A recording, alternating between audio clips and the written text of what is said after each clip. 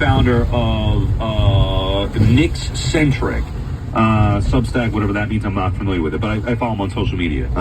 And he goes into some detail about OG Anunoby. We talked before about, like, is it more about the Celtics struggling or you give credit to the Knicks? And I do think it's more about the Celtics struggling, but obviously a part of that is giving credit to the Knicks. You were saying before you give more credit to the Knicks than it is the Celtics struggling.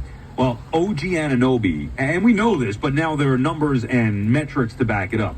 But this is Tommy Beer on social media. Per NBA tracking data, OG Anunoby was the primary defender on Tatum for 39 of the Celtics' offensive possessions in Game 2. Over those 39 possessions, Tatum attempted just one shot, which he missed.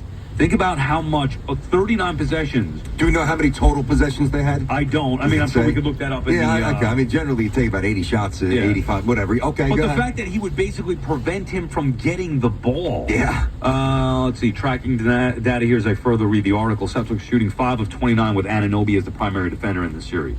5 of 29 with Anunoby as defender. Now, that's just the shots that they got off. But more to the point where a lot of what Anunoby is doing defensively cannot be seen with metrics because he's preventing Tatum from getting the ball. I like it. I would like to know, like, I could say the subset of that, and I do like those numbers, you're right. But, like, what's the subset there? Is it because the Celtics are kind of saying, all right, rather than having Jason Tatum, rather than us forcing the ball to Tatum, and then having Tatum 4 shots against an elite defender, do we attack a different weakness of the Knicks? And we all know that 2 guys on the court are pretty vulnerable. That would be Cat and Brunson. So I don't think it's, I mean, I'm not trying to take away the praise from OG. I love him, and he's doing a hell of a job, but it actually backs your point even further. That's what I'm saying. Maybe the Celtics aren't incredibly committed to try to attack something that they don't love. Rather, they're like, oh, we can exploit this guy here and that guy there. Yeah, I mean, look, I'm not sure the offensive philosophies now. It seems like just chucking up threes left and right.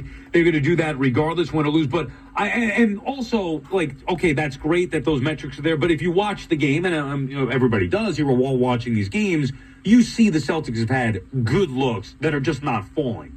Now, maybe a little of that is lack of confidence. I do think the Knicks have a significant psychological advantage. We're coming into the series. I don't think you could say that because the Knicks hadn't beaten them yet. Even when fully healthy, they had a good performance, came down to the wire, but the Knicks still lost, and it's kind of deflating where you think, man, we just played a hell of a game and still came up short against these guys. What do we got to do to beat them? And now that they've beat them twice in their building,